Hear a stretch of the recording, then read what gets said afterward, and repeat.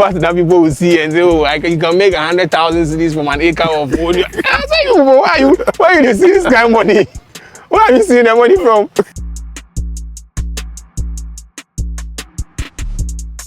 A lot of people are interested in it blindly and going into it blindly, and they later regrets. I vowed to myself after the last harvest that I wasn't going to let these market women sell my produce for me again.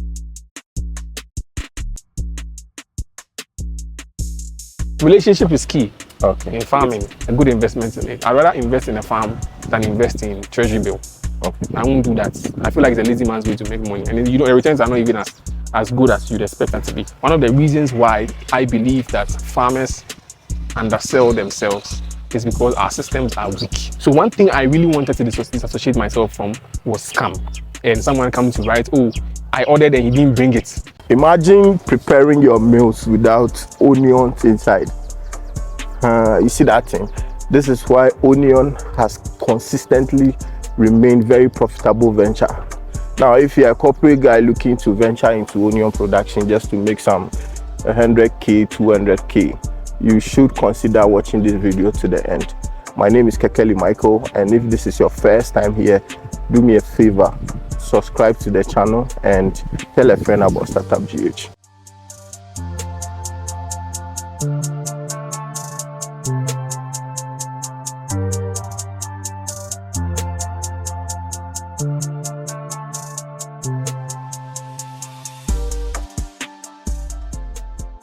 Hello guys, it's your corporate farmer here. So my name is Francis Doche, aka the corporate farmer. I work with judicial service. I'm a judicial service staff. Okay. Yes. So tell us the backstory of how this whole farming thing started. The long story short is because of Sakpa. I'm kidding, but I've always had a knack for agriculture as a young boy. I've always been planting like green peppers, like habaneros in the house, just small stuff, tomatoes and all those kind of things. So coming here out of Accra, when I started my work, I was posted out of Accra, and being here, I've always been entrepreneurial. So I've been trying to find something to do, and I leaned into my passion, which is agric. So yes, I started farming, and this is how far we are. Today I'm with Michael Kekeli. Which year did you start? Started in 2022-ish, yes, 2022-ish, a bit on and off, but I kickstarted properly somewhere 2023, and up until this time, I've been farming. Yes. Okay, so your first crop, what did you do? My first crop was carrots. Carrots. Ironically.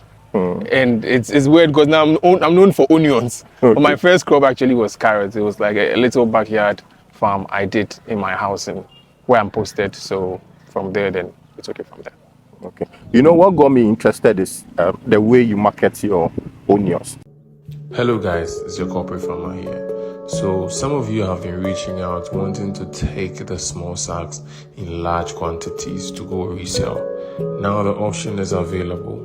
You can come get them in large quantities at discounted rates. So how did all that all start? So funny story.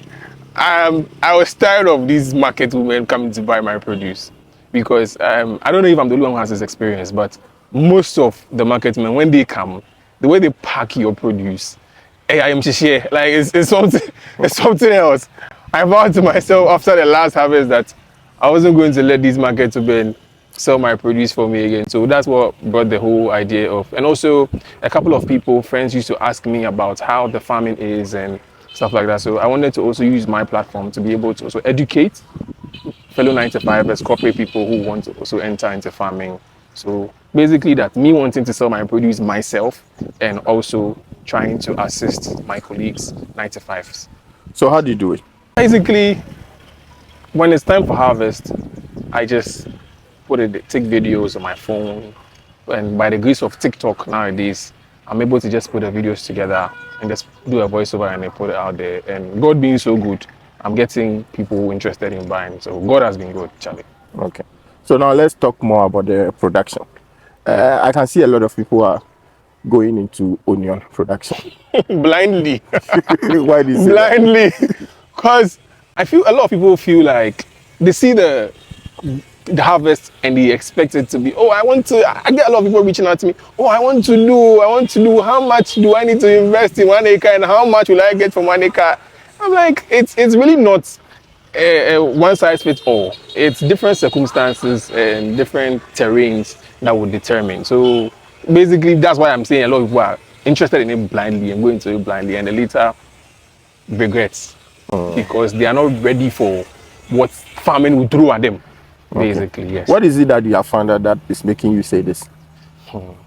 So there's a lot that goes into it before production. A lot, like? So getting land acquisition, land preparation, farm hands. See, let me put this out there.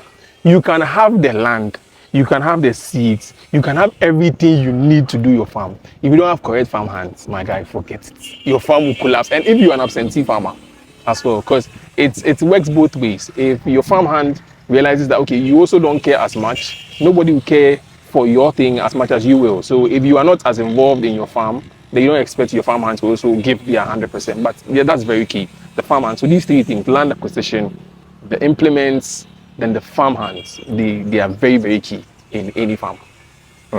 So let's take it one by one. How did you get your land?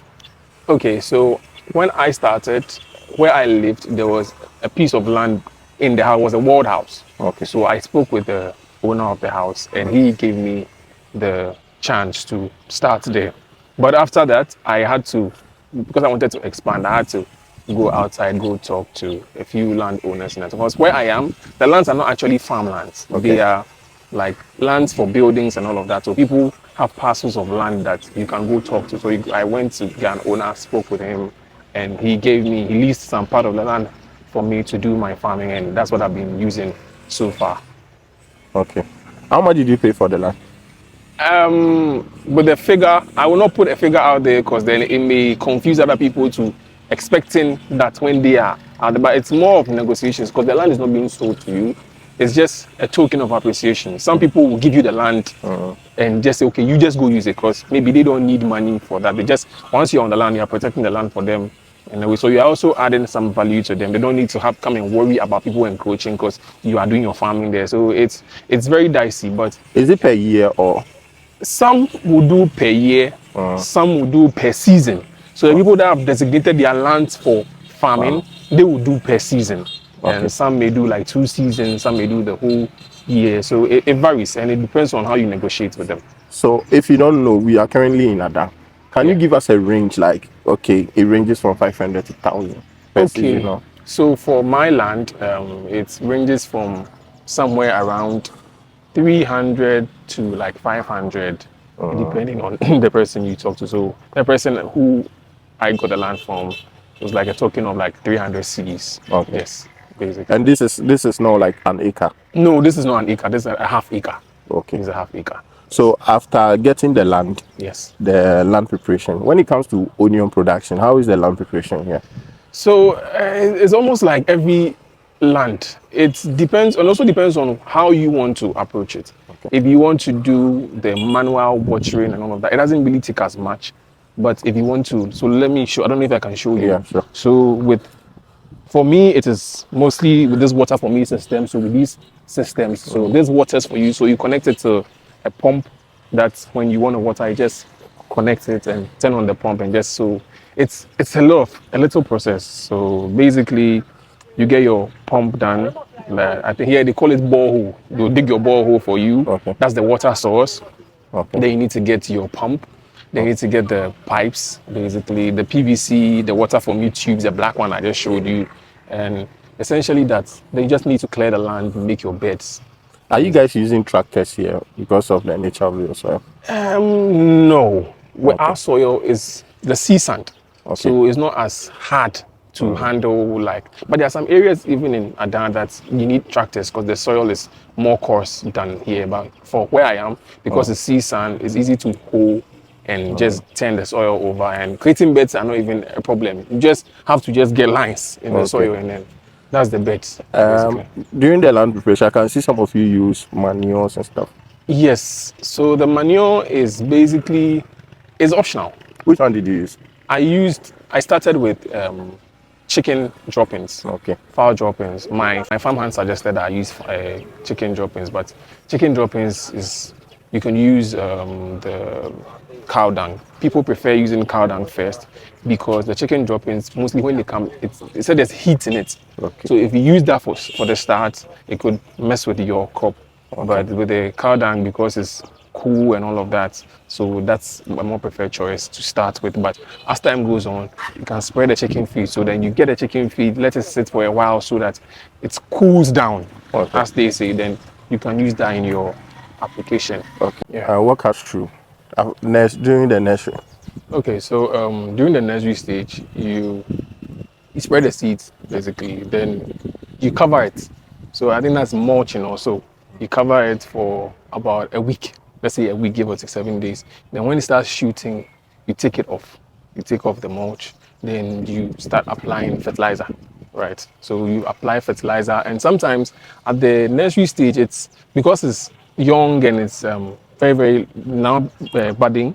Sometimes you get insect attacks and stuff like that, so you have to spray these pesticides at that stage so that it curbs the pests around, so that it makes it grow well. So during that stage, it's mostly of fertilizer application and the spraying of the pesticide on it until the 6th week. So it's at the 6th week that it transplants back to the main farm itself. And also some people will prefer to apply urea when it's at the nursery stage. So what the urea does is basically makes it shoot quickly. So if it's being a bit slow, some people will apply maybe once so that it makes it shoot properly, so that within the 6-week time frame it can come out nicely, and then you can have it to be able to transplant. But let's go more into the cost of production. Okay. So how much do you budget for, or how much did you spend on half an acre? A range, I'll give a range, because there are some expenses that will come that you can't even budget. Break them down. Yes. So that's someone who is going into his council. Okay. Have an idea. Okay, so I think I'll break it from the seeds, the land preparation. So let's start with the land preparation. So getting the land, I told you, somewhere within a range, for me, within a range of 300 to 500 cedis, you'll be able to get, depending on how you negotiate with the people. Because as you know, it's a lease. They are not selling the land for you. So it's not supposed to be too expensive. Then secondly, with the land preparation, you're getting the land ready. So luckily for me, my terrain, it's sea sand, so it is easier to work with. So you don't need much, unless of course the land has laid fallow for a period of time. So maybe you find weeds. That one is not even these heavy trees, stuff like that, small shrubs. So you get people to clear it. So for an acre of half acre of land, clearing weeds of it, you should be budgeting around somewhere within 300 to 400, 500 cedis to get laborers on the land to come and clear it. And that's just the weeding alone. So after the weeding, if you want those same people to do it for you, then you have to turn the soil. So they have to rake, get out stones, stuff like that. Then they turn the soil for you. So they loosen the soil for you to be able to create the beds. And the bed creating you have to get either your farmhand to do it or some people to come and do it. That one too is another cost. Like how much? Creating is not supposed to be expensive. Somewhere within 100 cedis, 150. Depends on your negotiation skills actually. Yes, you can get, and the size of your land. So you can get your beds created for you. Then after that, once the land is ready, you already have your nursery bed. Then you nest the plants, the seeds. Transplant. Yes. So the transplanting too, you need people who know. There are people who know how to do the planting. Yeah. Because they need to know the spacing. So when selecting your worker, what did you look out for? So I looked out for track record and experience. Because I have no experience in large scale farming like that, and it's mostly what they do here. So it's easier to get people who have already been doing it to come and help you do it. In the process, like now I know what the nursery processes and all of that. I didn't know from the beginning, but because these people are here, they teach you. So as time goes on, you don't need to have them on. But yes, essentially just experience. You see here, I don't know the actual spacing, but then there's supposed to be a certain space between the onions. You understand? So that when they are bulbing, they don't interfere with each other. You understand? Because when it's too closely packed, this one is bulbing, this one is bulbing. So then there's no space for them to become as big as you'd want it. So you have to watch the spacing. So that's why you need people who understand it for them to be able to plant it properly for you. And the planters too, for my side, they count the number of beds. Okay. So someone can say, okay, per bed, depending on how long your bed is. Some beds are longer than this. So depending on how long your bed is, sometimes they may tell you 50 cedis, 20 cedis, 30 cedis per bed. So if you have a lot of beds, then you break the cost, you break the price down, you negotiate it, then they come and plant it for you. So after that, then it now goes to your farm hand to handle it for you, take care of it. So yes, now going to the process of after planting. After transplanting. How many beds can you have on On a half acre? Yeah. I'm just trying to find out how much you spent on that. Okay, so on a half acre, you could have close to about 40 to 50 beds. Okay. That's the range, depending on how you handle it and how big your beds are. Cause so this is a bed? Yeah, this is how a bed looks like. Okay. So some people will make the beds big, some people will make the beds small. So depending on how big your beds are, it dictates the number of beds you can get on your farm. Yeah. So mine, I think it's around 42 beds. Okay. Yes. And you spent how much? Each bed, as I'm telling you, is about 20 cedis to plant. So getting it 20 times 40, then you now negotiate the price. Okay. And you discuss with them. Okay. Sometimes you can beat it down, cry. It depends on your negotiation skills and the relationship you have with whoever has come to pay for you. Okay. Yes. Relationship is key. Okay. In farming, relationship is key. Okay. So after transplanting, is there any process you go through again? Yes. So after transplanting, you wait and see if. So you have to make sure that everything stands. When I say everything stands, when you transplant fresh, because you just took them from the nursery, they don't stand like this. Like they are sleeping? Yes, they are sleeping, like something like this. Okay. So when it gets to the point, you have to keep applying urea. You apply urea. When it gets to the point where it stands well, then you can start applying fertilizer. Okay. So give or take a week, you can get it standing. Okay. A week you can get it standing. Then you now start applying fertilizer, then urea, fertilizer, urea, fertilizer. So when it gets to a point where you feel like it has grown to a certain level that you like, then you stop applying the urea because the urea shoots it, keeps it growing. So when it gets to a level where, so at this stage, please come close, you can see the urea in there. This is how it looks. Okay. This is how it looks. So you just spread it in the farm. Okay. So you spread it in the farm, cast it across. Then when it gets to a level where you want to, sometimes around 7 to 8 weeks, you stop application of urea. Okay. Then around the 5th week, you mix ammonia with the fertilizer and spray. Okay. You understand? So the ammonia application is just once. Okay. After you apply the ammonia once, then as you don't apply it again, then you apply the fertilizer. Keeps it going until you are done with the process. After transplanting, how many months before you see them bulbing? Some will give 3 months. Okay. A sure bet 3 months. But mostly at the 10th week, you should be seeing them ready. Okay. Yeah, they should be ready by the 10th week, but it depends on farms. Some farms, they are new, like they are now new farms, they are now planting, so it's not as strong as maybe some older farms. So then when you plant it within 10 weeks, it may not be as good as you want it. So then you leave it into the 11th week. You can still keep applying fertilizer and stuff until the 11th week. So after the 11th week, then you leave it. So you leave it for like about 2 weeks for it to mature on its own. Just leave it on the land for about 2 weeks, and after that, it's ready to harvest.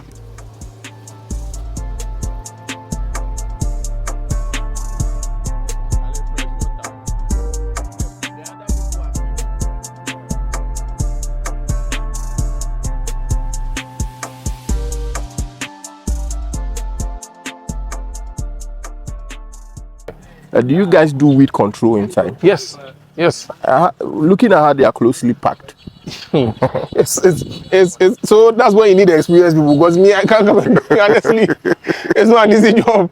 I was funny enough, I was discussing with my farm hand last time. I was like, but why is it that the weeding thing is expensive? Like it's just small. I was like, the weed is what's job. How much do you spend on? So with half a car, you can spend like 400 to 500 cedis for them to come and weed for you. And how many times? Sometimes about 1 to 2 times. Okay. Like you don't have to You don't need to really to do much. And luckily for us, with our terrain and the kind of soil we have, it doesn't get as much weeds. So I just found out some days ago that in some other terrains, you come and weed today, the next week you have to come and weed again. You understand? But luckily for us, we are blessed with soil that really you don't have to weed as much and as often as other years. How much did you spend on the setting up of the irrigation? Of head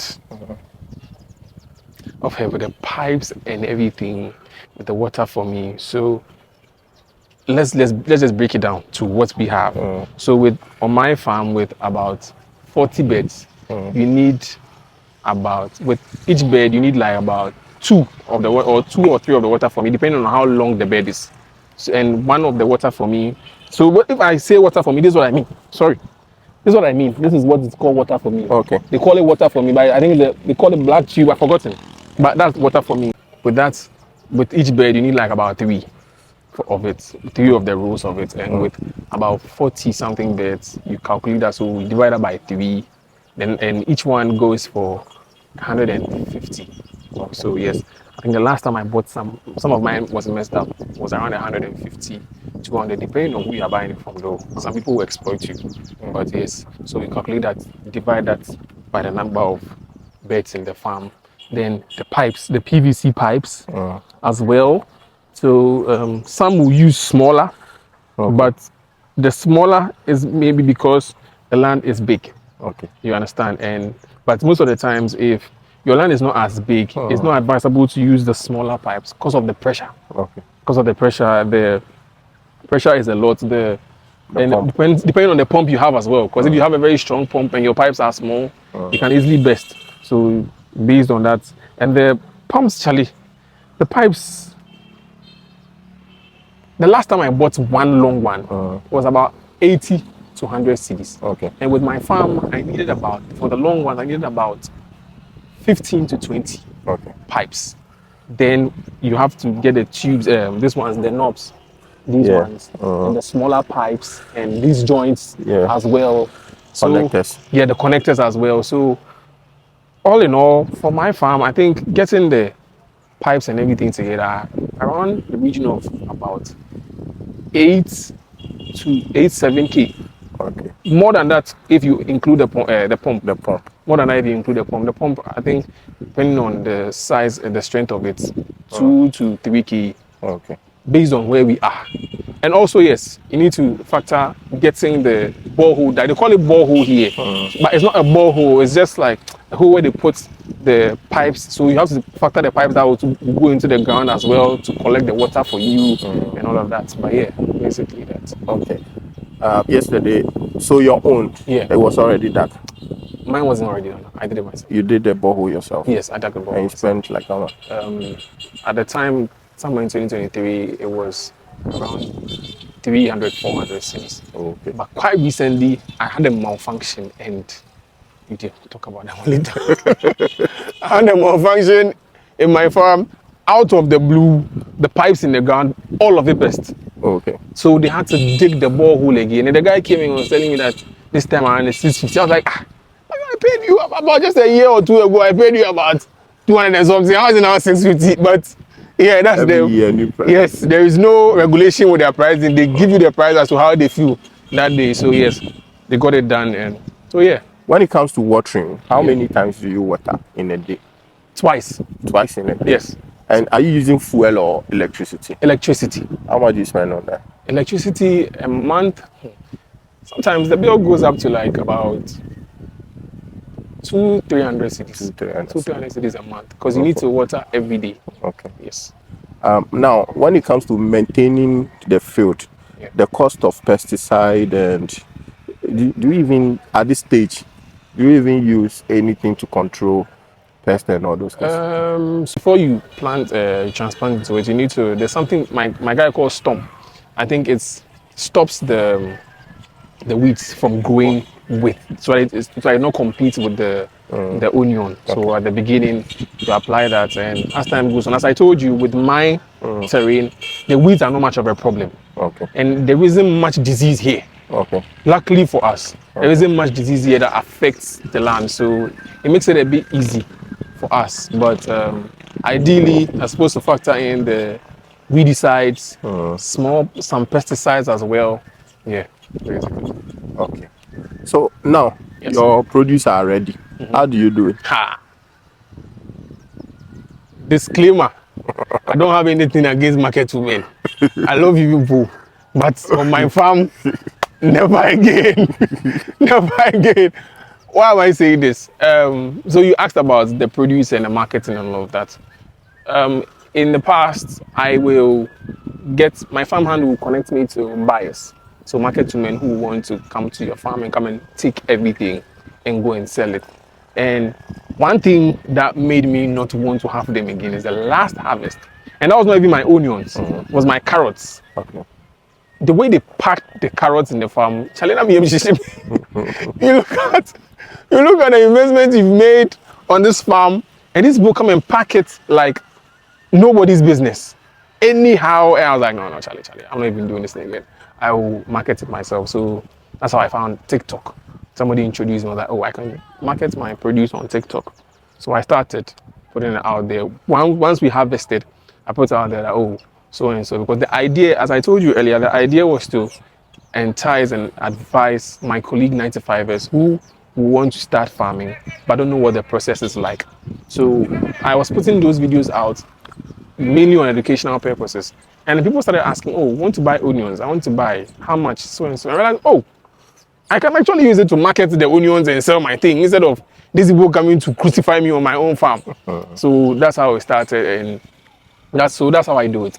When it's ready, I take videos of the onions, I put it on TikTok so people can order based on what they need. So some order small sizes, some order the big sack and all of that. So yeah, that's how I market mine. How do you deal with the logistics and the challenges with, let's say, someone calling from Bolga, someone calling from Accra? Let me give you a story here. So you see, when I started this thing, I think a lot of people are used to scam on these platforms. So one thing I really wanted to disassociate myself from was scam. And someone comes to write, oh, I ordered and he didn't bring it. So funny story, there was this lady who was from Akutia, and she called wanting, mind you, we are in Adan. She called wanting onions. I was like, okay, fine, I can get it to you. So I spoke with a couple of people, and they told me, okay, to take it to Accra, there are cars that can take it to Accra for you. You pay per sack. Then when it gets to Accra, you just give it to a car to take it. I said, okay, fine. So unluckily for me, the day we did the harvest, it was late. So we didn't get to Accra early. So the car to go to Akotia, we didn't get it. Boy, I went to the station in the morning. I go to Accra that day. So where they drop the onions at Accra Mall, because that's the last spot for me. They dropped it at Accra Mall, and I had to police the onions till morning before I could get the car. Charlie, it's not a funny thing. Before I could get a car to take it to Accra, and that one said I didn't get, so I had to take it to Medina. And the funny thing that happened, Medina people, I'm not selling anything with you people again. What happened was, I sent my onions there. The guy gave me a price to send the onions to Akutia for me. We negotiated everything. The guy wasn't budging with his price. He gave me a price, and I was like, okay, fine. So I paid for it. I told the lady, so that at that time we had to incur the cost as well. She had to bring some, I also had to bring some, because what we expected was more than that. But we did that. Tell me why. I sent it around 12. At around 5, I hadn't heard from these people. I called the lady. She said she hadn't heard from them. And I called the station. They gave me the driver's number. I called the driver. The driver said when he was about to leave, we hadn't called him that our onion, you should take it. When I came to see the station, but I didn't come and see the driver. And you know they were judging in Accra. Bro, and this is me that I'm trying to make sure that I don't get that scam tag. Super story. Already the thing delay one day. Oh, the person already, they trust like that. But if you already pay money, so if cool down small for me, and as I constantly communicate with them, so it's made it a bit easier. They are telling me that you didn't take it, you had left it there. So it means we have to call the person, talk to her that so and so. And Ghanaians, it's not start to look like a story. Yeah. Because my order journey since Thursday, what's it about Friday? Saturday is what it's just a Sunday view. Bro, like, there's a lot of other stories. Like, the logistics issue is a problem. And when you tell these people that, oh, this is the cost of transporting it from where we are to you, sometimes they feel like, oh, you are trying to cheat them and all of that. But the actual fact is sometimes we even incur some of the cost quietly and not even tell you. Because in the grand scheme of things, you must be happy, I must also be happy. So there must be some balance. I can't come and tell you that, okay, I went to the station and they've changed price, so send this one and add. It's not going to make sense to you. So I have to make that addition and all of that. But all in all, the logistics thing is a problem. I was telling you the last time that's one of the reasons why I believe that farmers undersell themselves is because our systems are weak. Transport and storage is a very problematic thing for us. And for me, most of the issues I'm facing is with transport and the cost of transportation from where I am to where other people are. When it comes to storage, how do you store them? So with onions, it's basically like the one in the house. Onion doesn't like heat. Okay. So you need to keep it in an airy place. But the problem is the size of the place you need to keep, because let me show you. See a bed like this. You can get about a full sack from a bed like this. Okay. If you yield well, you can get like a full sack. And if I spread a full sack on the floor in a room, it's a lot. Okay. So count the number of beds in the farm. And another thing about onions is when it grows to some point and is matured, and you leave it on the farm and the rains come, you lose half of your onions. Okay. Because of the moisture. Now it's not growing again, it's done. Okay. It will not grow again. So when there's extra moisture, now it starts rotting and to reshoot again. So then you lose a lot of your onions. Okay. So then most farmers are inclined to just sell it for cheap and just recoup whatever they put back into the business. Let's go to the profitability. The fact that's where I'm interested. The part that people will see and say, oh, you can make 100,000 cedis from an acre of onion. I say, why you see this kind of money? Where are you seeing the money from? It's not impossible. It's not impossible. I'm not even going to lie. It's very, very possible to make about so much money from onions. But the cost factor, there are certain key factors that will make sure that you get as much profitability.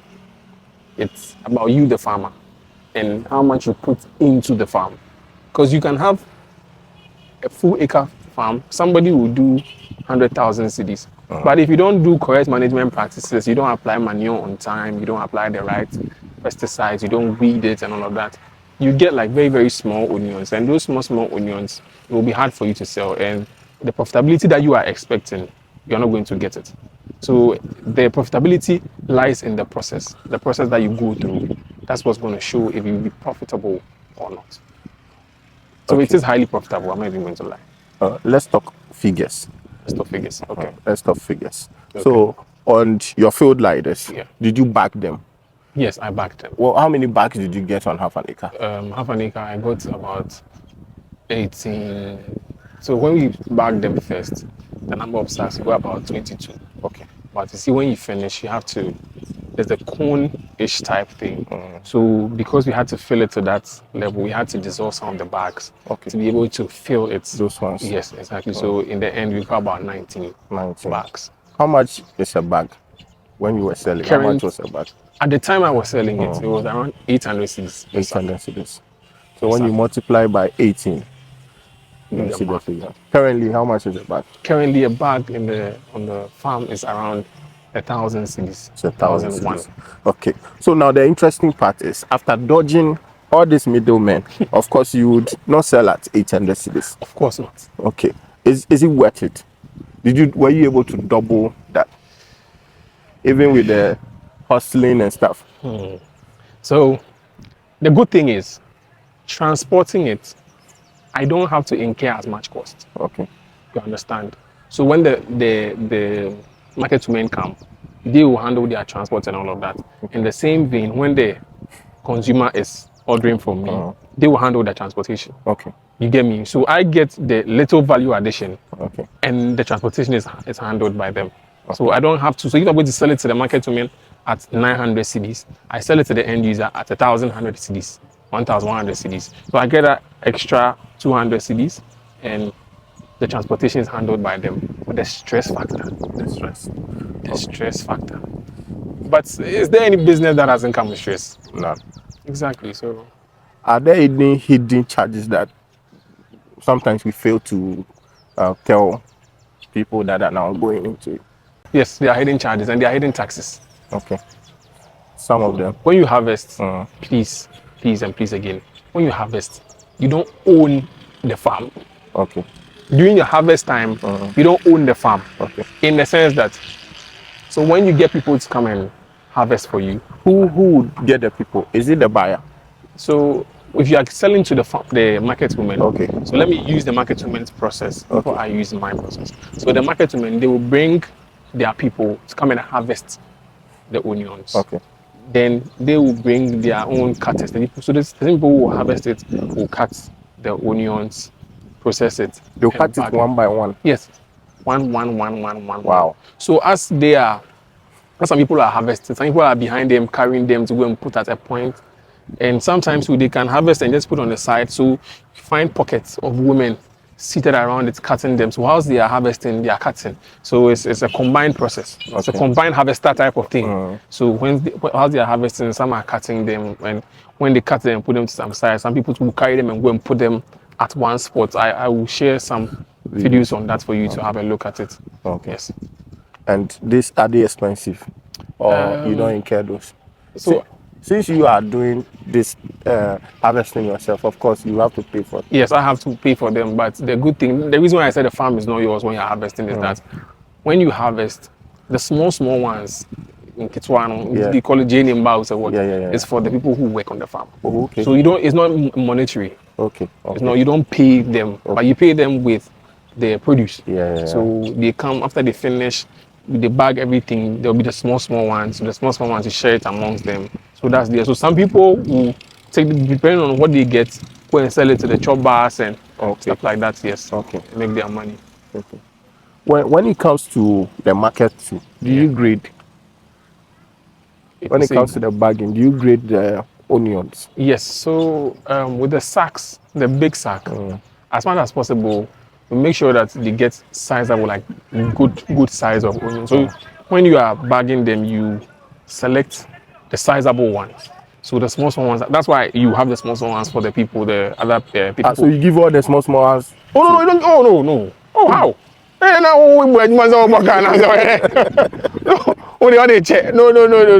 So yes, you give them some, but you can also save some for yourself.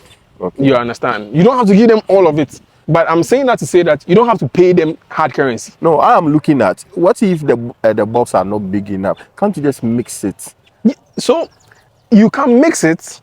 Actually, we are Ghana people. The last time, I was lucky to have you on a conversation with one of the clients. You heard how she was talking.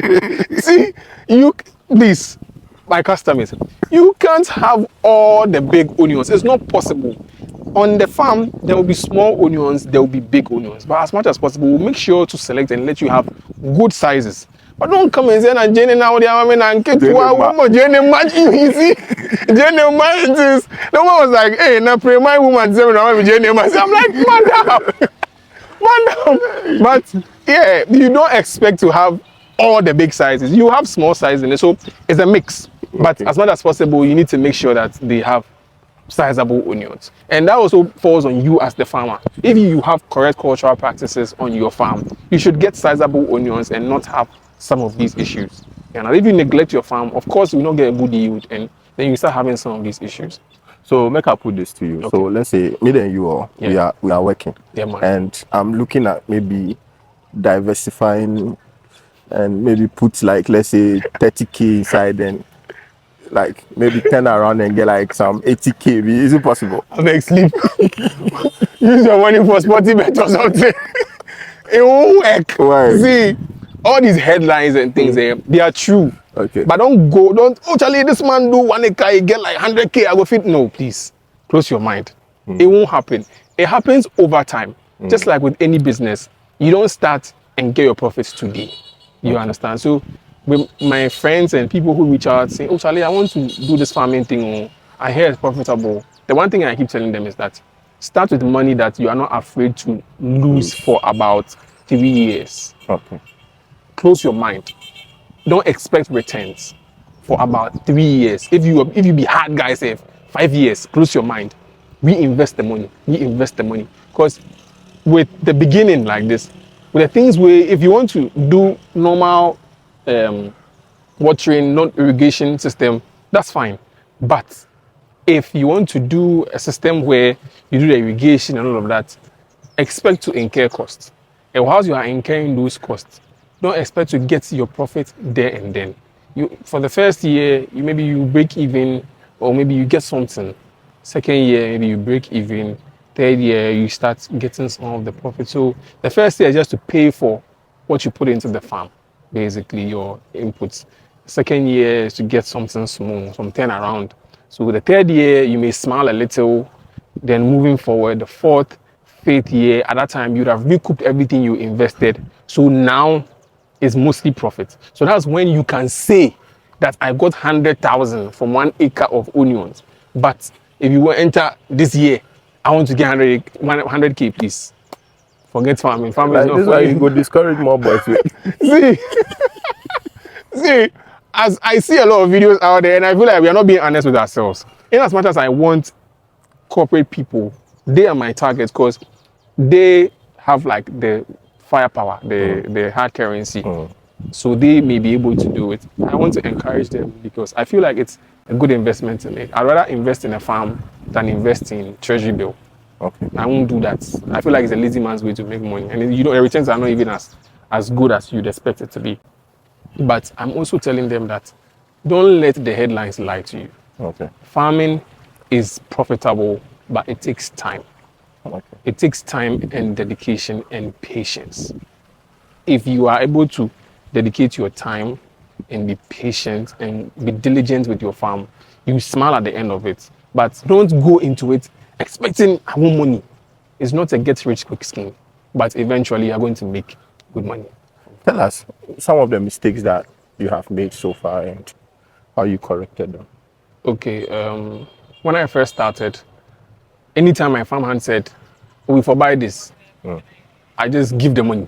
Sometimes I don't even verify. And I realized that, so with my pump, the first pump I bought, I was talking to some people, and I realized that the amount I paid for it when I was buying it, even now, is not up to that amount. Okay. And the price has gone up. So then I'm like, where did that money go to? You get me? But you do transportation, the person will go buy so and so and so. A whole lot of stories. So as a farmer, first time farmer, diligent, make sure that you are present when ask questions, be curious. Because you can be a farmer, just be on your place, just be giving money, come and check the farm and go, check the farm and go. But ideally, you should be involved in your farm because at any point in time, your farmhand may say he wants to run away. You must have at least a little. Yesterday you were there. My farmhand keeps asking about other areas and how profitable those areas are. So you can see that the guy wants to run away. Exactly. So if you are in a situation like this and out of the blue, your farmhand runs away, what do? You have no idea. At least if nothing at all, you should even know the timings for the spraying, the timing for application of this urea, ammonia, some fertilizer, even watering, the number of minutes you need to water for and at what intervals, like these basic things. Get abreast with your farm, get to know what it entails. You can't know everything because you have a job, so you can't be ever present, but at least have a fair idea of what you are doing. And so basically, those are some of the mistakes I made initially that I am not making them again. I'm not going to be an absentee farmer again. Okay. Please don't be an absentee farmer. When you talk about absentee farmer, like, how do you combine it with 95?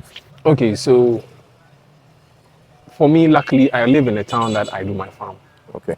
So it's easy for me to go to my farm as and when I want. And my farm is not far from where I live. Yeah. So I can, if my farmer tells me he's on the land, I can easily go there and go and check, be sure that he's there. Yeah. You understand? But if that's not the case for you, let's say you are in Accra, you want to start your farm in Adan, try as much as possible.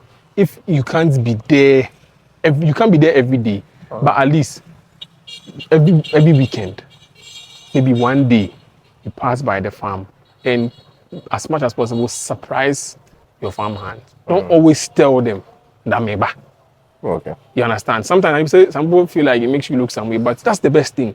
Because Ghana man, if you know Presido is coming to our office today. Charlie, you see the thing. You go do Charlie, make you feel like things they happen. But if you do them at once, you day there, then you see the actual state of the farm and how things are going. So as far as possible, surprise your people. We know Ghanaians and how we handle our things. Surprise your people. Yes, basically. What's the perception out there since you start now? How your colleagues they see you, Charlie, this farming thing? Charlie, you get money, like you don't know what they tell me. Somewhere, for the longest time, everybody knew I was into farming. Okay. Until I recently posted about it, and people like, Charlie, they do farming. Charlie, you get money. I'm like, rest, because you're even lucky now. You change it. Yes. They see you like Charlie, bro. Some guy, I'm gonna find a brown more here and says, but the perception is not accurate. Okay. Don't see the harvest and think that the harvest is the harvest. Because after we invest some of the money into the farm, after we cook some expenses we are make. So after everything, if you pay farm hands, after everything, the money will come now. It's not like people expect it to be. It's good money. I'm not even going to lie, but the perception be a bit skewed. As it stands now, it's a bit skewed. I don't have money. Don't come and ask me for money when you see me posting the onion and says, I beg you. So someone just see this video and want buy some of the onions. Yes. What's the process? So you call me, you send me a text, but you can call me on 055-933-8233. Call me, you let me know the quantity of onions you want, and we'll get it done for you. What kind of packages do you offer? So I offer the big sacks mostly because I'm in Adan. It's mostly convenient to do the big sacks, stick to them. But I settle between Adan and Accra. So during the weekends I'm in Accra. So when I'm coming, I bring like about 3 or 4 sacks to Accra because some people reach out for the smaller sacks, stuff like that. They can't afford the big one. So that one, I bring it there and I bag it myself for them to deliver. Pricing too? So the big sack, as at now, I am very reserved about the pricing because the market changes. You understand? But as at now, by now, the big sack is going for 1,100 cedis. And the small sack, the 5 kg, goes for 120, the 10 kg, 220. Then we have the 20 kg, which is around 425 going and stuff like that. So yeah. Okay. And you can do delivery? Yes, anywhere you are in Ghana. Look at me. Anywhere you are in Ghana, provided the car comes to you, I can get onions to you. But please, and please again, know that you have to handle the transportation. Please. Thank you. Are you on social media? Yes, I'm on. Guys, Kekeli lured me into YouTube. So yes, last night I created a YouTube account. So please go subscribe. I don't have any videos yet. I'll be putting videos. What's the name of the Corporate Farmer? The Corporate Farmer. The Corporate Farmer on Instagram. The Corporate Farmer on TikTok. The Corporate Farmer on YouTube. You'll be seeing me on Twitter and Facebook soon. Yes. Okay. Any last word for your people? Okay, so fellow corporate people, farming is a good venture. I am of the view that every young person should venture into farming. It's a good thing. But please don't let the headlines lie to you. Don't expect a get-rich-quick scheme. It's not like that.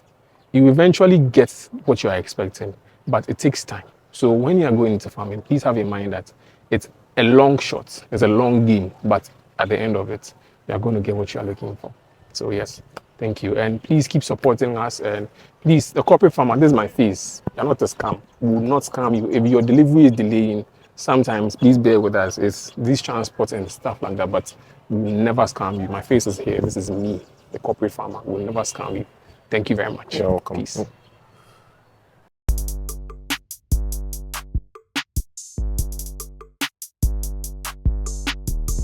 Thank you for watching, and don't forget to hit on the subscribe button, turn on the post notification so that anytime I post, you get notified. See you in the next video.